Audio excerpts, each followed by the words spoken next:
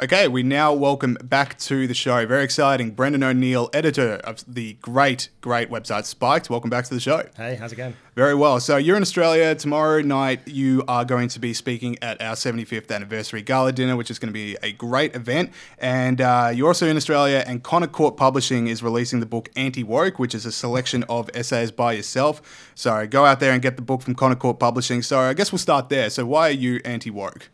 I'm anti-woke. Why am I anti-woke? I'm anti-woke because being woke is a bad thing. Being woke basically means you think you're superior to everyone else. You think you're more morally switched on. You know all the right words to use. You know all the right phrases. You're politically correct in every single situation. You don't laugh at offensive jokes. All that nonsense is basically what adds up to being woke. And so it's kind of a very practiced style of existence. It's kind of a way of showing that you are better than everyone else. You're better than ordinary people because you're so kind of morally aware and so on. So that's, in my mind, what being woke means. It is, as far as I'm concerned, the most annoying word of the 21st century so far. So when I say I'm anti-woke, I basically mean, hopefully, that I'm a bit more chilled out than those people, a bit more willing to be offended and give offence, and not so uptight about every single issue. I would expand the annoyingness of the word woke from the 21st century to just all of the English language. I think Yes, it just pipped moist. forever. Yeah, and of all I time. think it's really starting to go ahead.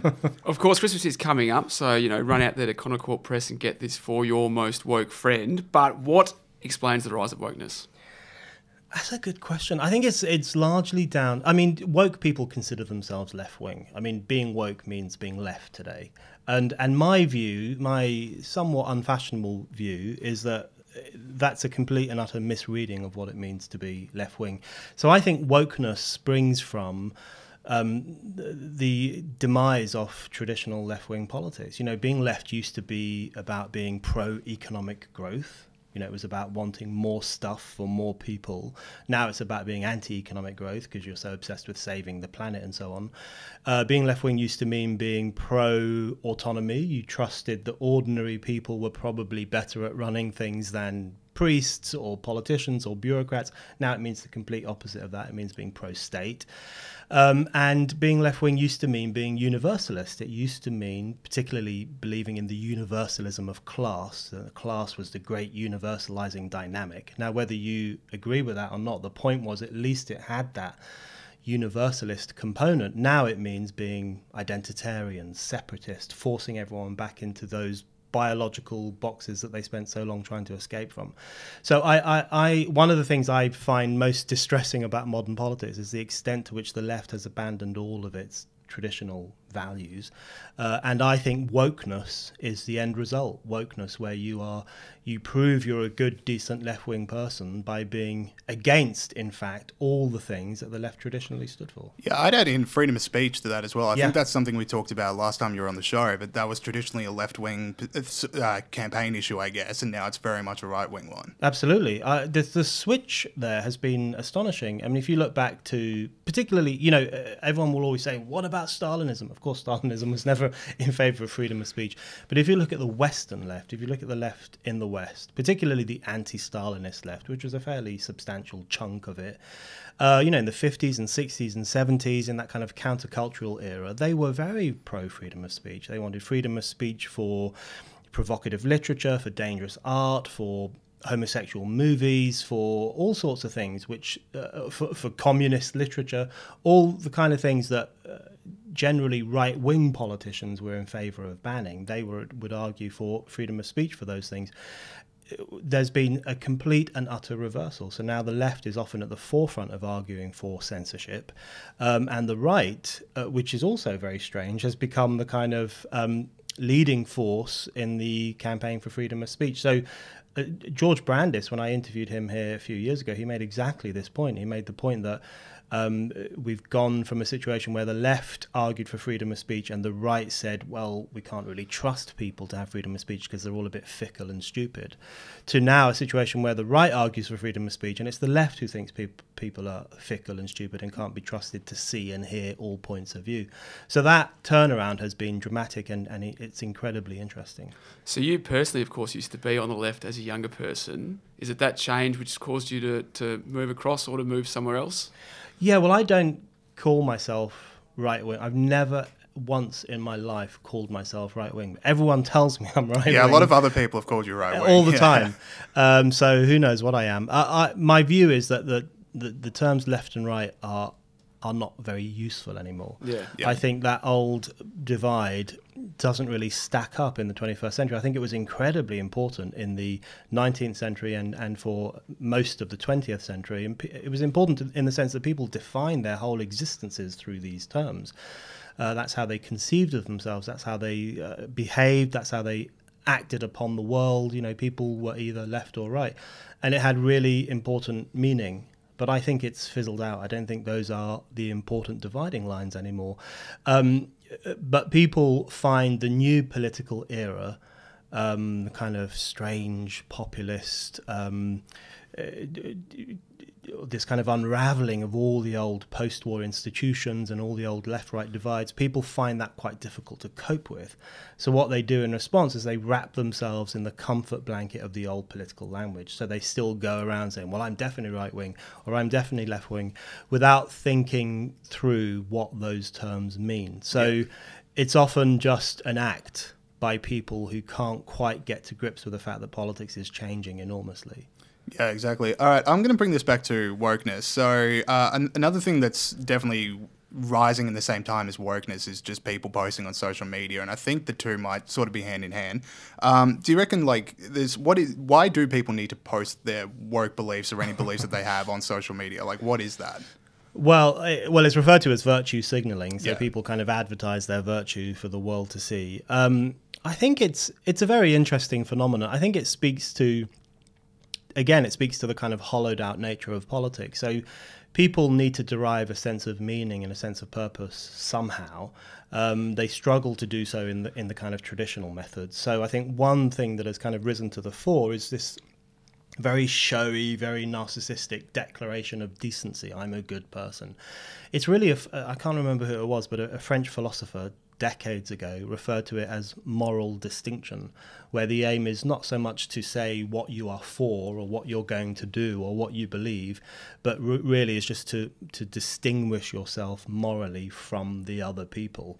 So it's a lot of it is about moral distinction. It's about saying, I'm good, and you can tell I'm good because those other people are so awful. So I think every time I see someone virtue signaling or doing these kind of narcissistic posts or boasting about how socially and racially and eco-aware they are, I always think in the process of doing that, they are, by definition, defining other people as bad, other people as wrong, other people as evil. So there's a narcissistic and a pretty callous element to that kind of politics.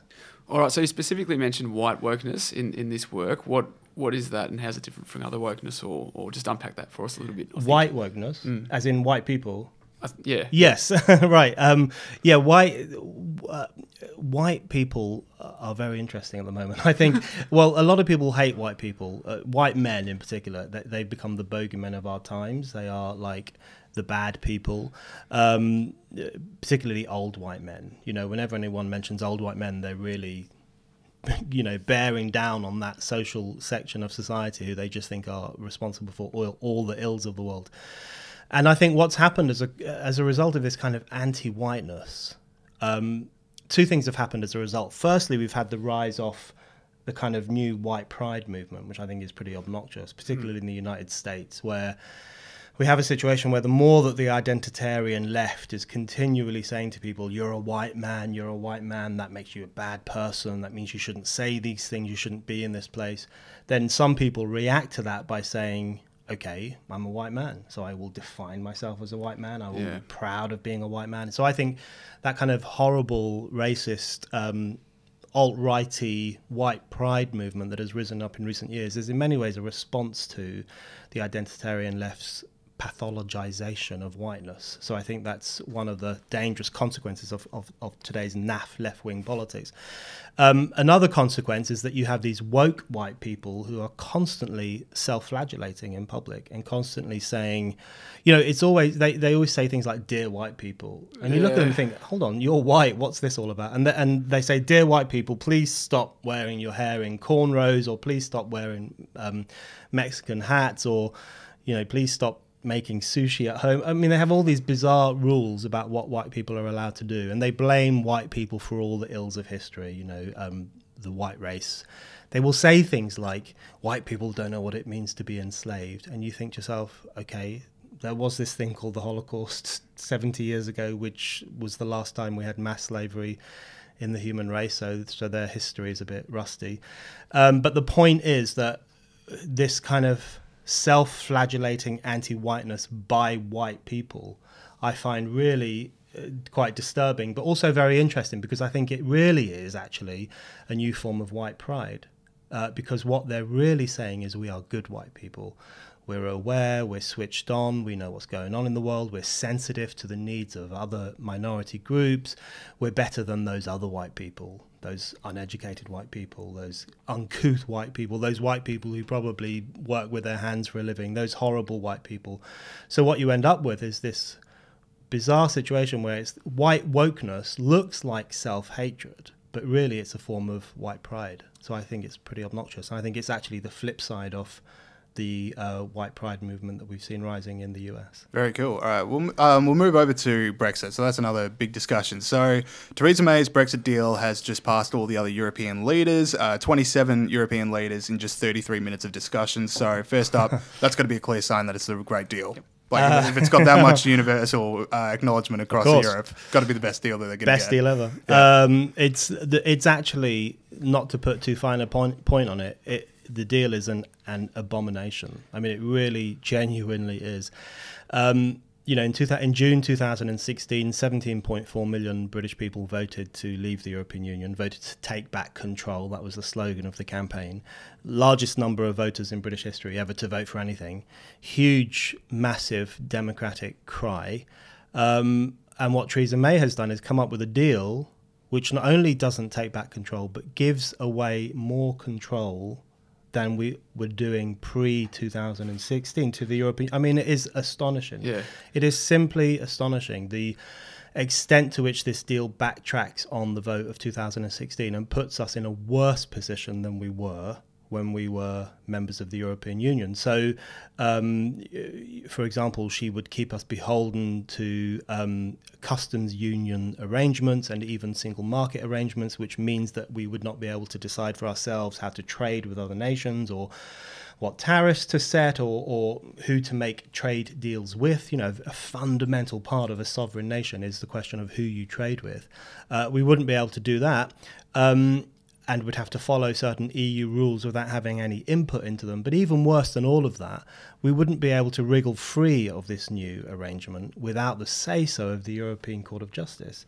So Britain would become a vassal state. I mean, it is literally, we would become a colony of the European Union, where we would not be in control of some central parts of British public political life, and we wouldn't be able to assume control back over those things without the European Court of Justice, which none of us have any democratic authority over whatsoever, without their say-so. So what Theresa May has done to democracy and to the democratic vote of 2016 is utterly unforgivable. And I think what happens next is anyone's guess, but I can tell you that a lot of people in Britain are increasingly angry and are asking themselves, well, if we can't get what we want through the ballot box, what can we do? What other options do we have? And people feel like they are out of options. So we're moving into unpredictable territory. Absolutely. You mentioned before we came on air that you were optimistic about Brexit at this point in time. Let's tell our audience why that is. Even though I am really depressed about Theresa May's deal and about the European Union, which basically wrote the deal, I am still optimistic, because I think Brexit, in my mind, Brexit is the best thing to happen to Western politics in about 50 years. I think it is so obviously a political rebellion. It's so obviously a restatement of people's desire for sovereignty, for democracy, for choice, for freedom. You know, the European Union is an incredibly illiberal, paternalistic, even dictatorial institution. And it has completely destroyed countries like Greece. It's had a very undemocratic impact in Italy, where it imposed an unelected technocratic government 5 years ago. It has had a devastating impact on the Irish economy, where it kind of imposed cuts that the Irish people didn't want and which haven't really worked. This is a fairly ruthless organisation. So when the British people rebelled against it, and rebelled against the advice of pretty much every single wing of the establishment who pleaded with us to vote Remain, that was a very clear signal that there's only so much crap that people are willing to put up with. And after a while, they will really be pushed to the edge. And I think that's exactly what happened with Brexit. It was basically people saying, voting for a very radical proposition, which is that maybe we know better how to run our lives than technocrats in Brussels do. And that's fundamentally what it boiled down to. So to my mind, Brexit is a kind of monumental middle finger to all the kind of technocrats and nanny states and banners and censors and restrictors of free trade and all those other things which the European Union is the archetype of. And so I remain optimistic, even if Brexit is killed off or diluted or watered down so much that it's just Remain by another name, all of which look increasingly likely. I'm still optimistic about the fact that it happened, and it can't be made to unhappen. It will always be there as this kind of mark in British history, this incredibly important moment in British history. And I think, judging from what people say to me when I travel around the world, I think it's also a beacon for lots of people who want to have fewer technocrats and bureaucrats and nanny statists on their back. And people across Europe in particular, but also in the US and in Australia, always ask me about Brexit. How's it going? Is it going to happen? It's really exciting. So they might undo Brexit in a practical sense, but they can never undo it in the historical sense. You might have already, I think I know where you're going to go with this next question, but so the fact of like a no-deal Brexit, that was seen as a very least favourable thing a while ago. Now it's seen as the main alternative to Theresa May's plan. So do you reckon a no-deal Brexit would be better than May's plan? Do you reckon it's got a chance of getting up?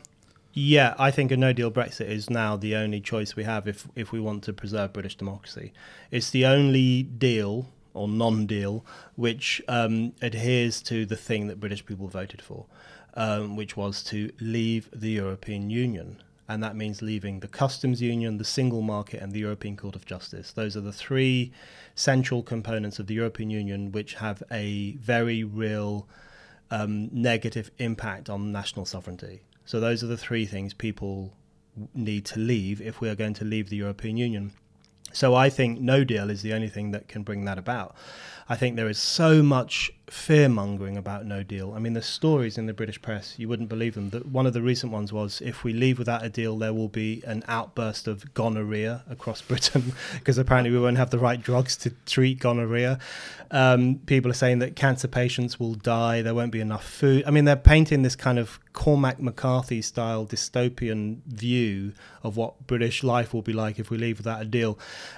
And it's backfiring entirely, because what they're basically saying is the European Union and its institutions won't have any interest in giving us like cancer drugs or all these other things that we need. And that's just making people think, well, that's just confirming for us what a ruthless, nasty organisation the European Union is, that it would seek to punish Brexit Britain by depriving us of life-saving drugs. So it's entirely backfiring.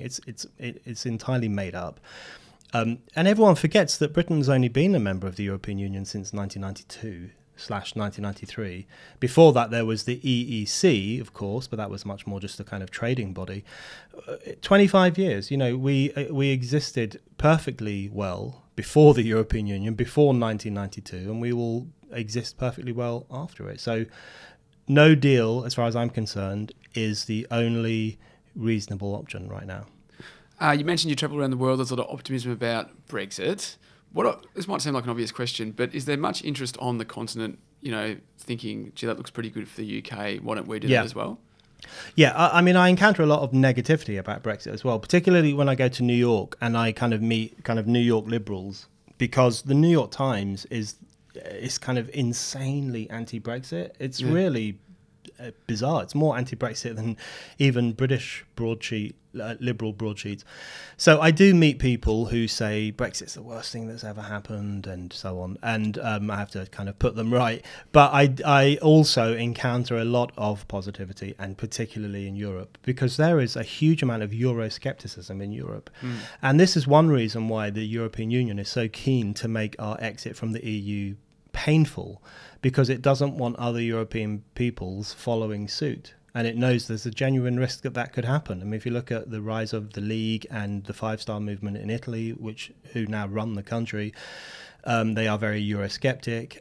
There's growing Euroscepticism in France, of course, in Greece. Look at what's happened in Hungary, where Orban is in power and is constantly in conflict with the European Union and is actually standing up to the European Union, to the winning much applause from Hungarian people for doing so. So the European Union feels that its legitimacy is being called into question, and they see Brexit as the kind of trigger for a lot of that. That's why they hate Brexit so much. That's why they hate British voters so much. I mean, they really do not like us.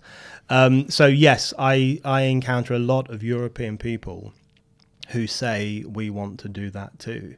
Do you think it's possible? But Brexit's had a twofold impact. Firstly, it's made lots of European people think we want to leave as well. But it's made a lot of European political classes think, oh my God, the European Union could actually fall apart. So they're kind of strengthening their attachment to the European Union, while ordinary people are kind of distancing from the European Union. That, coming back to the earlier question about the left-right divide and so on, I think in Europe, for example, a far more interesting divide than that right now is European Union or anti-European Union. That's a far more defining, kind of epoch-defining political divide in Europe right now than left and right. Absolutely. So we're recording this on Wednesday, and overnight it's just been confirmed that Theresa May and Jeremy Corbyn are now going to get into a debate on television about what path Brexit should take. That'd be a cracker. It'd be like must-see TV, absolutely. Like just get them in the WWE ring. But anyway, these are two people who voted Remain and have done absolutely nothing to, help out the Leave case or to get rid of the EU. So, why are these two voices there? Shouldn't there be someone who is consistently Leave from the start also on the panel? Yeah, it's really weird. The political setup in Britain at the moment is really weird. So you have Theresa May, who is a Remainer, lifelong Remainer, now pretending to be a Brexiteer and saying, I will get the best Brexit, even though she won't. And you have Jeremy Corbyn, who was a lifelong Leaver and was the only interesting thing about Jeremy Corbyn, for all those years he was languishing on the backbenches in Parliament, was that he was anti-EU. He was really strongly anti-EU because what the British left tends to forget is that there was always a very strong Eurosceptical line on the Labour left, among people like Tony Benn, who was a very famous left-wing Labour MP, Michael Foot, who was leader of the Labour Party in the early 1980s, Barbara Castle, who's a very famous Labour minister from the 1960s and the 1970s. She's the woman who brought in the Equal Pay Act in the United Kingdom. These people were all incredibly anti-EU in a very intellectual, convincing way.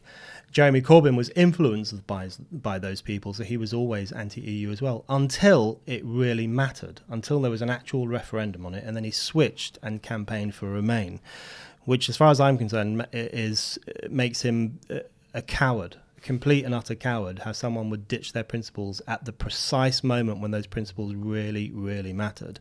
So we have this bizarre... So the TV debate is He's the first politician in history to do that as well, which is just mind-blowing. It's unbelievable. Yeah. So this TV debate will be surreal, because it will be, as you say, two people who voted Remain. But even behind that, it's even more surreal, because you have the Remainer pretending to be a Brexiteer, Theresa May, the Brexiteer pretending to be a Remainer, Jeremy Corbyn. And as Nigel Farage said the other day, we just don't know what either of them believes. So it would be a debate between two people who we all know would not be telling the truth. It would be completely perverse. And without a genuine Brexiteer voice, which would represent the 52% who voted Brexit, it's just pointless. Yeah, just on that, so who would you have representing the 52% on that debate? Well, That's a good question. There are some very solid MPs. There's Gisela Stewart. Gisela Stewart is a German-born Labour MP who was the leader of Vote Leave, one of the most convincing voices in that movement. There's also a Labour MP called Kate Hoey, who's a Labour MP for a London constituency. She is one of the most articulate defenders of the Leave position, very, very principled opposition to the European Union. Of course, there's Nigel Farage, but he comes with a lot of baggage. People think he's a bit crazy. I actually think he's interesting and has been proven right on many things in relation to the European Union. So there are various voices who could do that. But the problem that we have is that 75% of members of parliament voted Remain. In the Labour Party, it's even worse. In the Labour Party, about 90% of MPs, I think maybe it's even 95%. 95% of Labour MPs voted Remain, and only about 5 or 6% voted Leave. So these are the parties are incredibly unrepresentative of the public mood. Particularly the Labour Party. Everyone says Jeremy Corbyn's Labour is the people's party. He's the man of the people. But no political party in living memory has been as detached from public sentiment as the Labour Party currently is. So the question of who would go on TV and stand up for Brexit voters is unanswerable, and it's unanswerable because the political class is so far removed from ordinary people on the question of sovereignty and choice and democracy. Ordinary people are in favour of those things, and the political class aren't. Any love for Jacob Rees-Mogg? Oh, yeah, I do like Right. Jacob Rees-Mogg. Not love, but I do like him.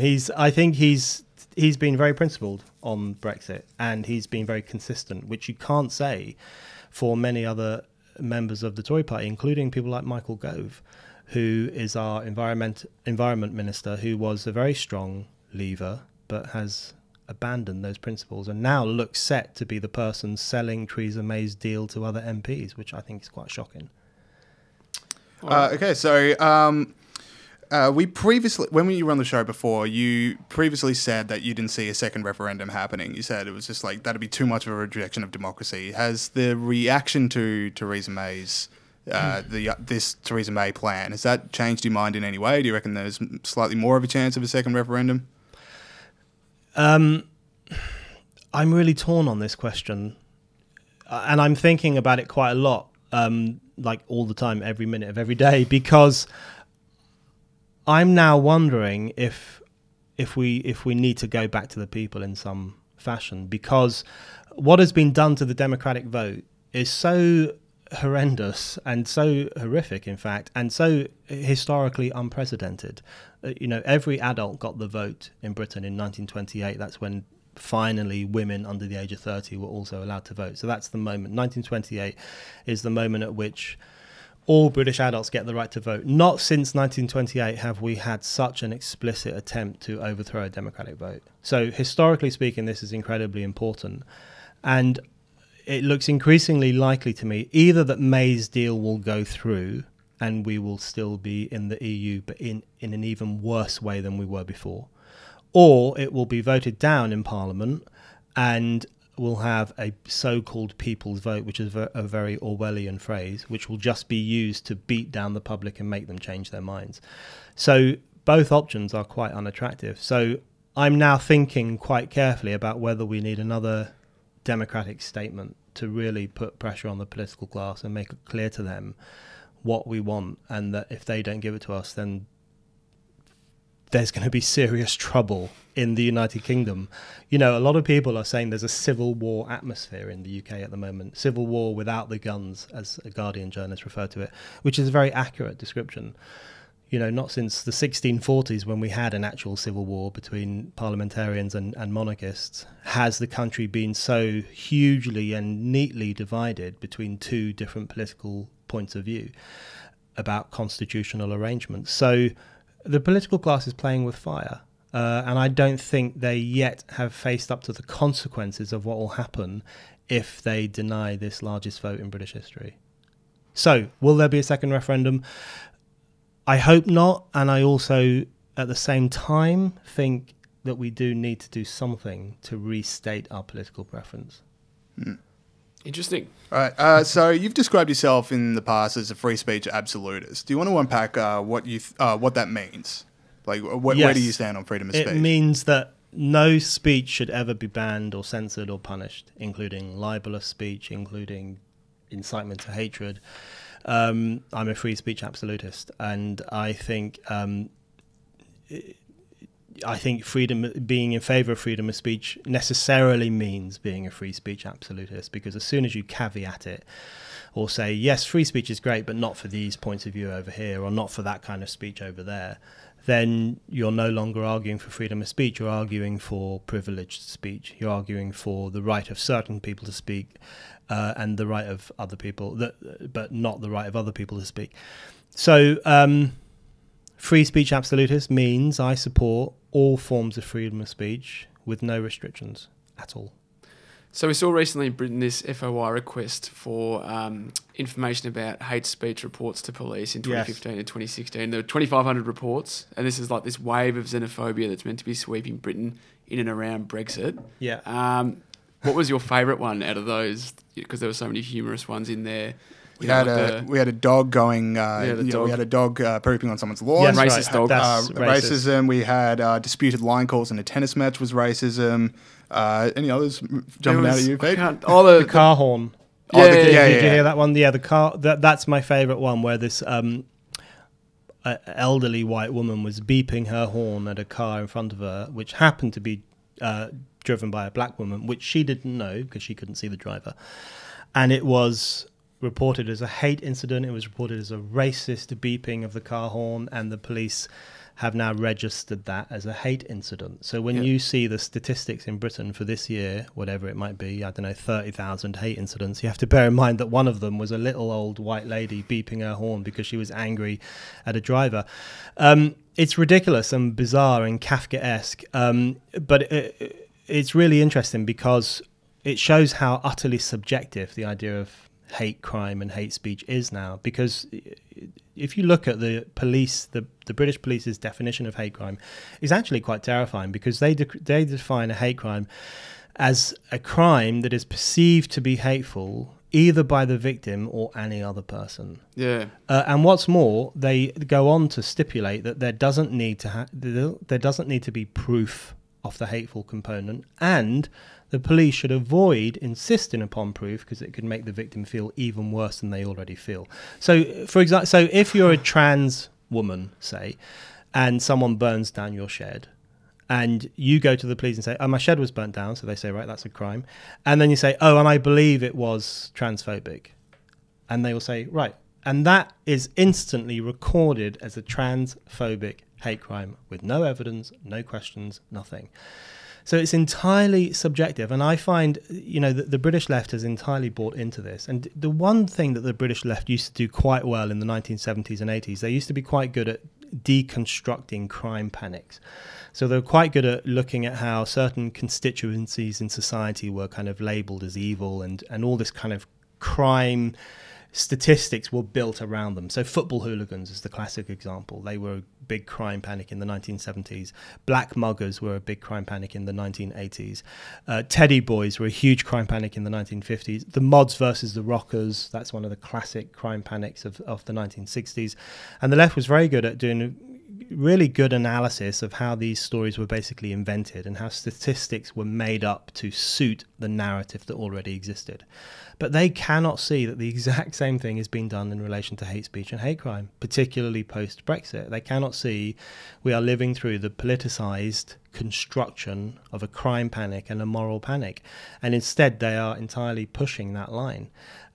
So it's really scary, because what it basically means is that there's almost nothing you can do or say in Britain right now without running the risk that someone somewhere will call it a hate crime, and it will then be registered as such. Yeah, because that's the point, because you bring up the analogy of someone burning down a shed, but to bring it to the little old lady, there's nothing illegal about honking your horn at someone. Yes, and that's right. If people are starting to govern honking horns or just anything untoward, not a crime, but if someone can perceive it as a hate incident, everyone's just going to be self-policing themselves from now on. That's right. But the bigger principle, I think, here is that even if you do burn down someone's shed for transphobic reasons, I still think you shouldn't be punished for that. You should be punished for burning down the shed. Yeah. That's an attack on someone's property, and you're not allowed to do that.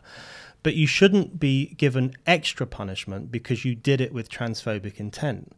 And this is where we really get into thought policing territory. So in Britain, and this goes for other Western countries too, if you punch a man in the face, you can be taken to court and fined, or maybe even given a jail sentence. If you punch a man in the face because you don't like Hindus, you will be given extra punishment. You will be given a longer sentence. You will be given a higher fine. I have a real problem with that, because then what the state is doing is not only judging you, not only punishing you for your behavior, which the state must sometimes do, but also punishing you for your point of view, punishing you for your thoughts, punishing you for what's inside your head. So I have a problem with every single aspect of this. I have a problem with the police recording the honking of a horn as a hate incident, even though it's not a crime. I also have a problem with them recording hate crimes full stop. My view is that you just record and investigate crimes. The question of the ideological motive is one that we really need to be careful before we bring that as a factor into the investigation, and certainly into the punishment. And another one, but another part of that there is also the state saying that these are different groups of people, like saying that in law Hindus are different to other people. Yeah, which is not the way, like not the experience yeah. where we should be. It's a very doing. divisive. It's not a good idea. Yeah.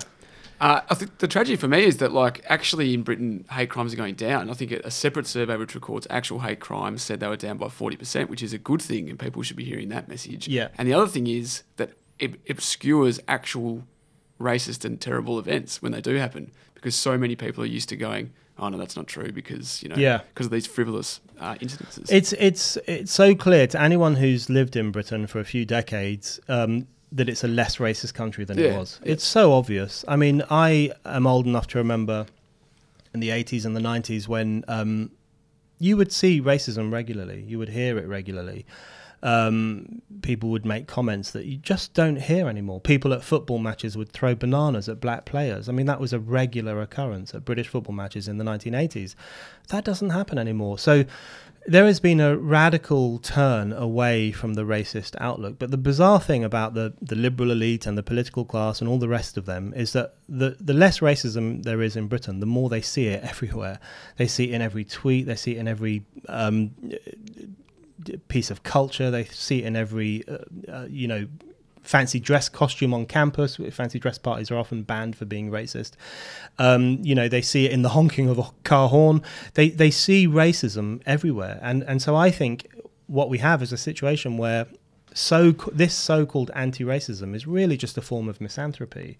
This view that people are pretty awful and dreadful and they must be racist because they're such awful people. I mean, that's really the sentiment behind it. There's no positive component to this anti-racism at all, whereas there was a hugely positive component to the anti-racist movements of the 1950s and 60s and also the 1980s.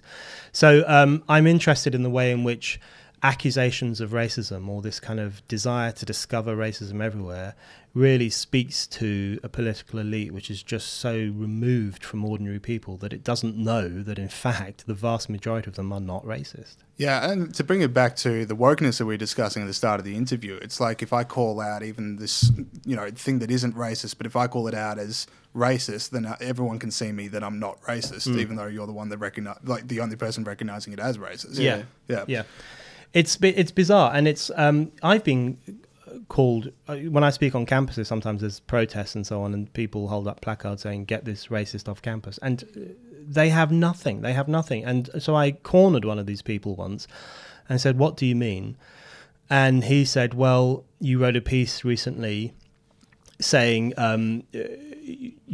Martin Luther King was right and we shouldn't judge people by their skin color. And so that's now held up as a form of racism, because apparently it denies people's racial and cultural experiences if you just say, I think all people are the same.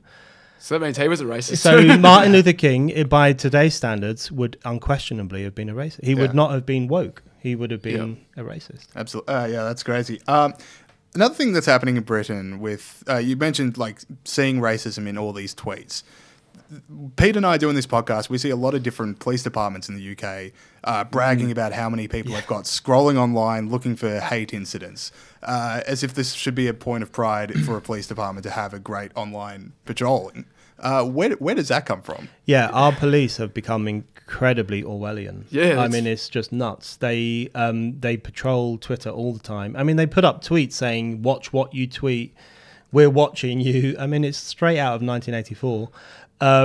It's terrifying, and it's it's reached really strange scenarios where, for example, this teenage boy a few years ago wrote a joke on Twitter about Tom Daley, the diver, some joke about Tom Daley's dad who died, some very crass joke, and the police went to his house and told him to stop making crass jokes.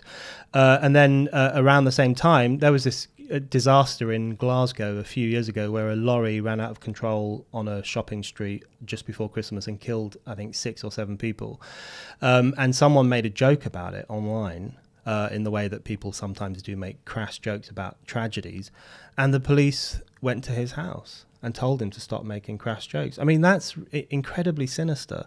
That really is the stuff of a tyrannical state, when the police are telling you what kind of jokes you're allowed to make. And of course, there's the infamous case of Count Dankula, who taught his girlfriend's pug to do a Nazi salute. And he was arrested, found guilty of being grossly offensive, because it can potentially be a crime to be grossly offensive in Britain. And he was fined £800. So he's got a criminal conviction for making a YouTube skit. I mean, this is where we're at right now. And so the police are out of control. But what's really interesting is over the past few weeks, some leading police chiefs have started to push back and have started to make statements saying, we can't spend all our time investigating wolf whistles or misogynistic tweets or people who are just make racist and idiotic comments, because firstly, that's not our job, or it shouldn't be. And secondly, because, there are some serious crime epidemics in Britain, particularly the knife crime epidemic in London, which is claiming a huge number of young lives. So a lot of ordinary people are watching the police tweet saying, don't do a bad tweet or we'll come and arrest you, and thinking to themselves, why aren't you doing something about the stabbing to death of huge numbers of youngsters in London? So I think a turn might be coming. I hope so, because at the moment the police are behaving like Orwellian dictators. So this is another source of optimism for you. Yes, it is. I think racking them up. Pete's got a personal theme of this interview. Making a list of my optimistic. Yeah, I think so. It's more that, I guess my main point of optimism is that I think there's such a huge divide now between how the political class approaches issues and how ordinary people approach them. I think that's one of the most fruitful divides right now. Just before you came to Australia, we had an election here in Victoria. We had the Liberal Party absolutely destroyed at the polls.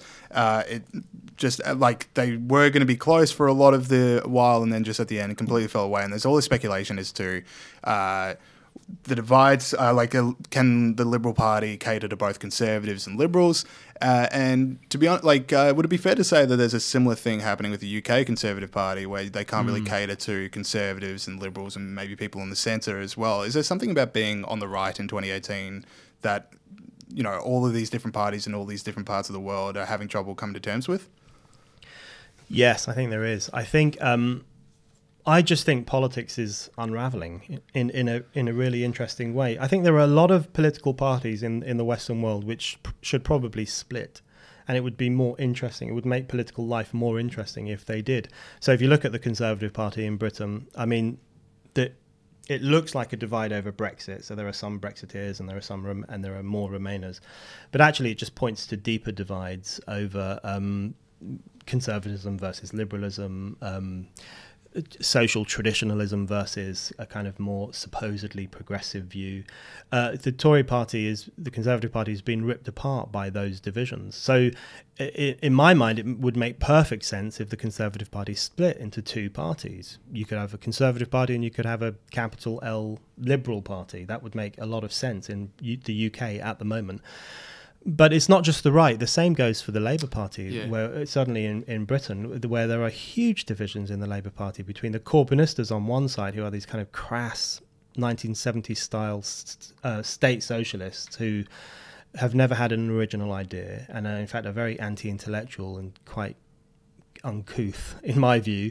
And then the other side, which is often referred to as the Blairites, but that's kind of a derogatory term. They're really just kind of more soft left or centrist left, who absolutely despise the Corbynistas, and the Corbynistas despise them.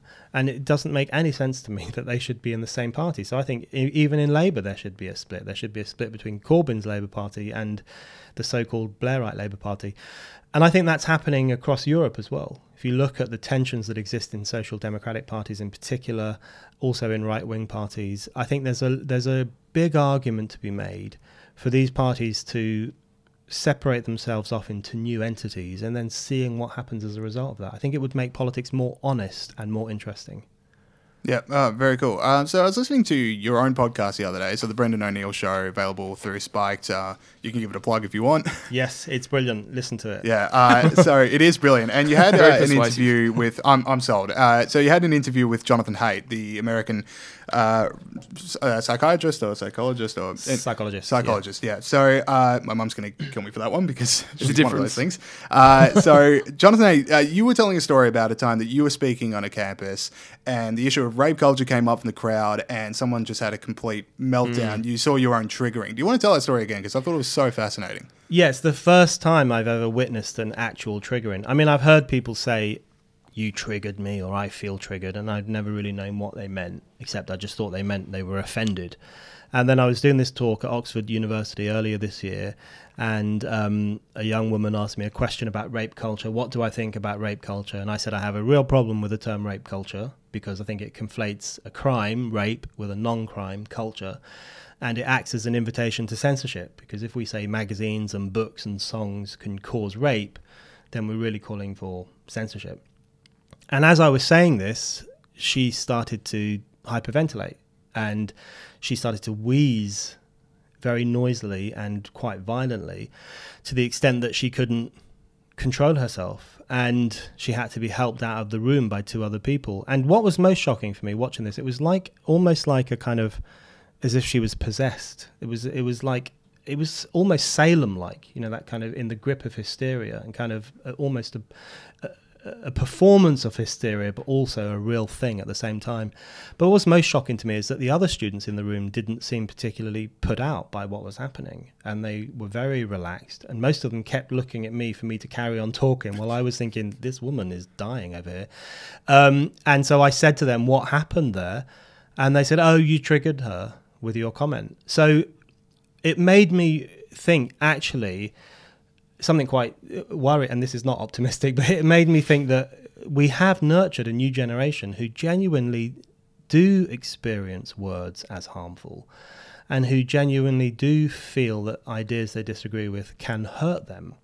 So that's one of the things I was talking to Jonathan Haidt about on my podcast, just the way in which this kind of cotton wool parenting and this obsessive, myopic protection of young people from any form of harm or bad experiences, and refusing to let them play outside, or refusing to let them get into fights, is actually really bad for them, because then they grow up being super fragile and thinking that all sorts of things will have a terribly detrimental impact on their self-esteem. So I'm worried. The one thing I am very worried about is the way in which new parenting styles and new educational styles are nurturing a new generation which just doesn't have the raw materials of adulthood.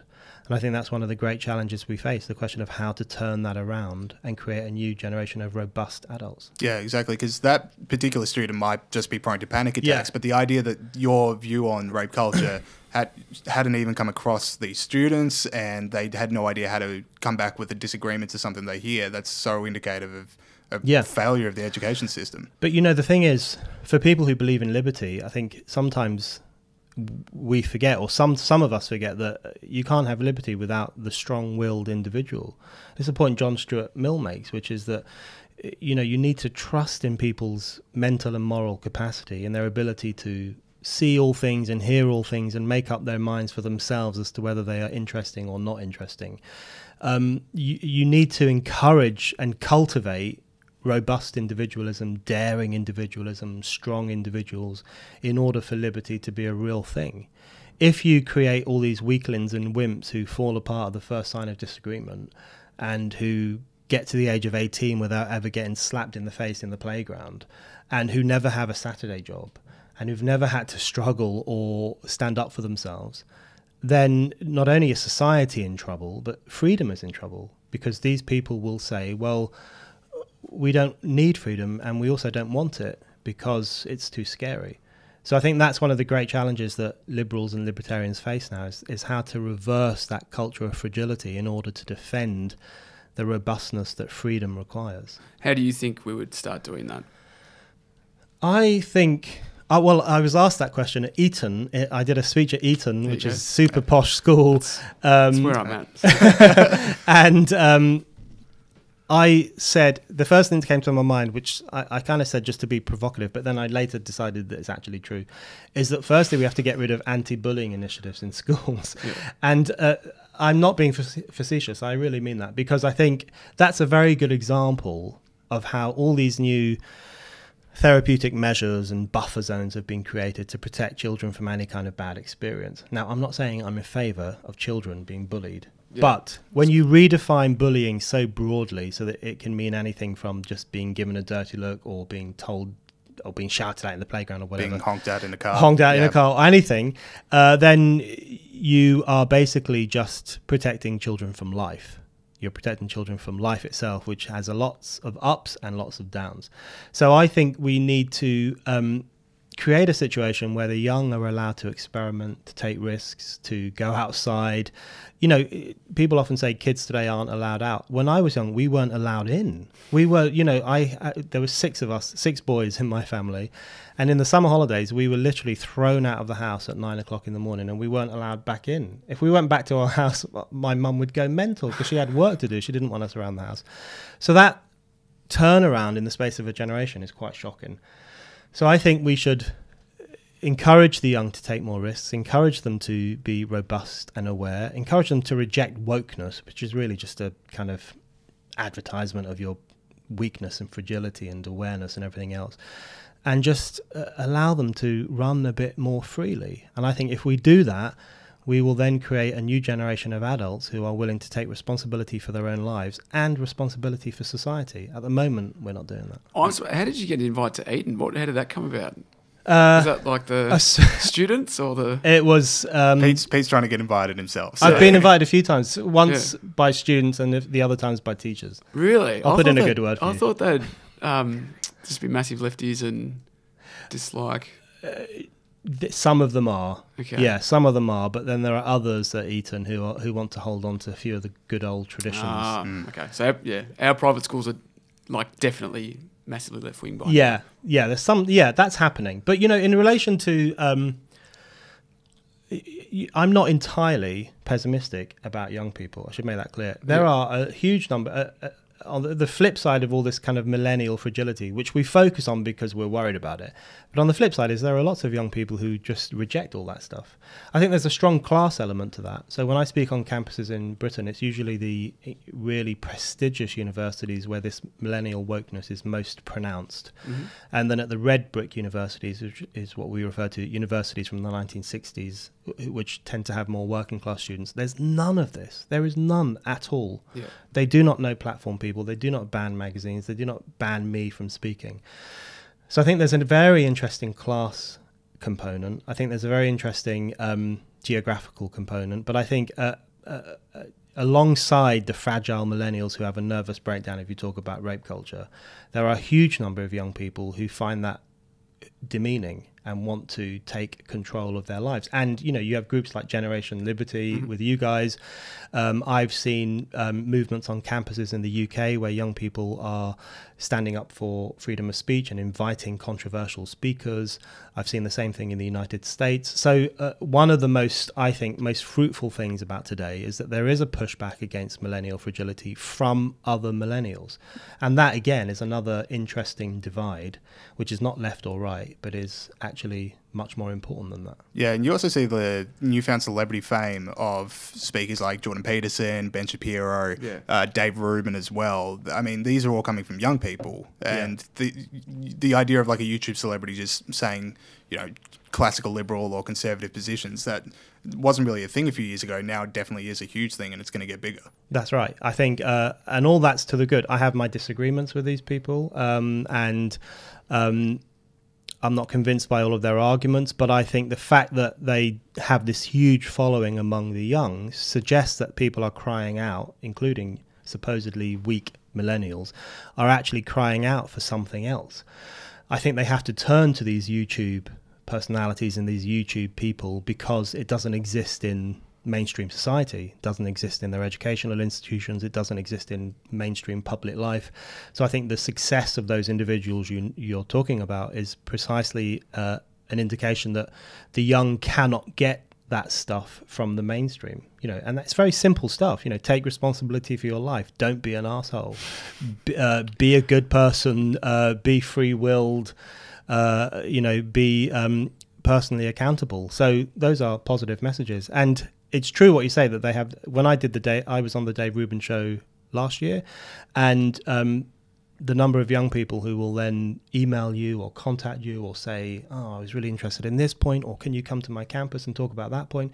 It has this really positive knock-on effect, and it reminds you of that thing I am optimistic about, which is that, you know, behind all the headlines about rising levels of stress among the young and they can't cope with life and so on and so forth, there are huge numbers of young people out there who reject that narrative and want to have the thing that earlier generations of adults wanted too, which is to be free. Yeah. So Pete and I are huge fans of Spiked, the website that you run. Now, one thing we've noticed recently is that Spiked is getting into the podcast game. I've seen you've got your own show. There's a few others as well. So what was the decision there? Well, people have been pushing me to let them do podcasts for a long time. I'm really old-fashioned on publishing, on the publishing front. I just want to write all the time. So we have, but I have some younger members of staff who would kind of put pressure on me to make sure that Spike did more audio, more video. So that's what we've been doing, and it's been going really well. So we have 3 podcasts. We have the weekly Spike podcast, which is run by Tom Slater, my deputy editor, and Fraser Myers, and that is really just a podcast to talk about the events and what's going on, and they do a fantastic job. Then we have mine, the Brendan O'Neill Show, which is a monthly podcast, but I want to make it more regular than that at some point. Starting slow. People have been emailing me saying, a monthly podcast? Are you joking? So I need to do something about that. And then we have a podcast called Last Orders, with Chris Snowden, who's a very interesting anti-nanny state writer and person in the UK, where we talk about nanny state issues and freedom issues and the right of people just to be left alone.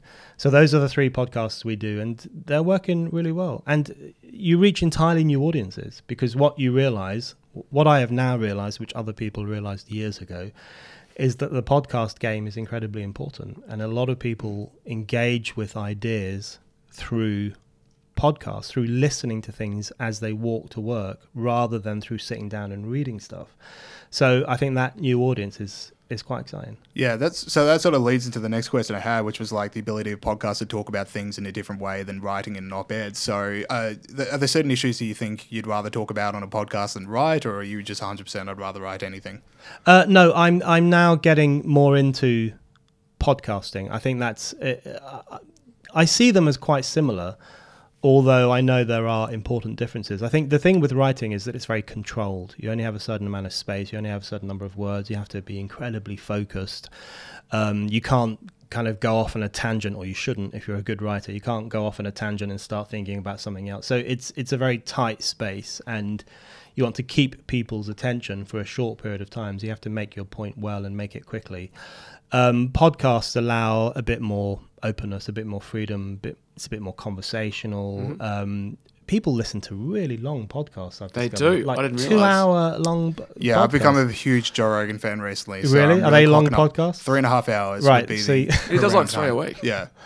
But you can listen to them double pace as well. A lot of people do that. what does that mean? So Oh, you speed it up? Yeah, so it's like twice as fast. That's I don't love doing people it listen to this like Blah, blah, blah, So blah. we're really squeaky and high pitched as they're listening. Yeah, that's to us. why I don't do it. It just ruins the timing, the flow. But yeah. So you've got a podcast now. We've got a podcast. Does that make us rivals? Yeah, what's going on here? Is that... Yeah, it does a little bit. All right. Nah, let's go. We can go to the pie. We can go to the pie. Grow the pie together. Cool. All right. So one thing that we've noticed doing this podcast is that more and more, and this is something we've been talking about on and off through the interview, but we've noticed that more and more academics we've talked to, young people we've talked to, ordinary people, they're rebelling against PC culture. And we saw an article in Spikes recently, which was talking about how, I think it was at the time of the Edinburgh Fringe Festival, how many comedians are now starting to turn their back on, the idea of political correctness. Do you get the sense that the tide is turned, or is it turning? What do you sort of make of it all? I think it's turning. I think it's something's happening, and I think that's really interesting.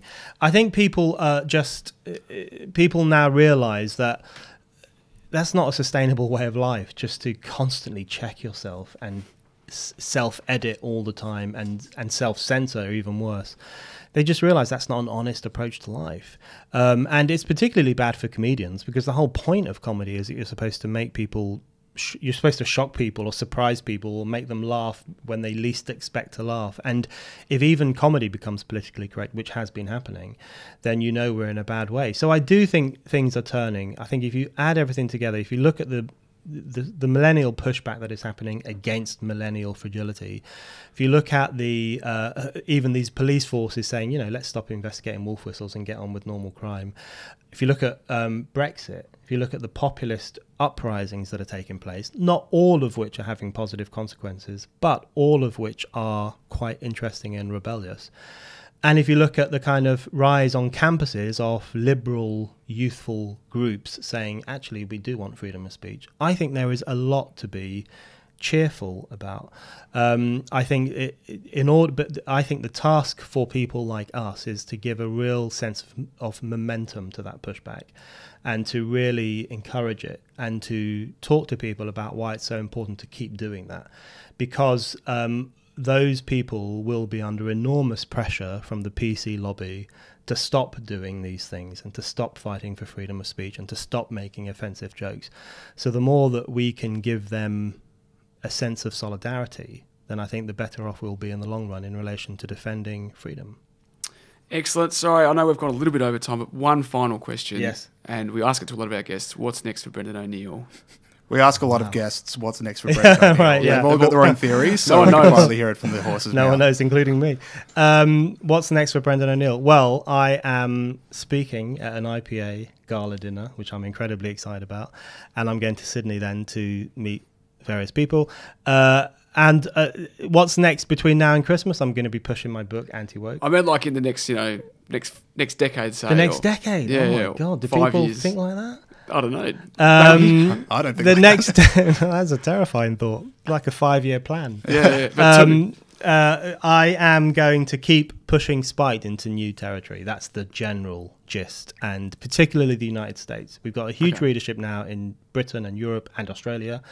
We're gaining a very strong readership in the US, and we want to push it further. So we're going to be doing lots of events in the US. We're going to be getting more US writers. So basically colonizing the world with Spike's pro-freedom message. That's what I'm going to be doing. And you're sure that's not a 5-year plan, colonising the world? Anyway, Brendan O'Neill, the book is Anti-Woke, available from Connor Court Publishing. You can go online and order it now. Also, the editor of Spiked. Make sure you check it out. Brilliant, brilliant website. Brendan, thanks so much for coming back on. Thanks, guys.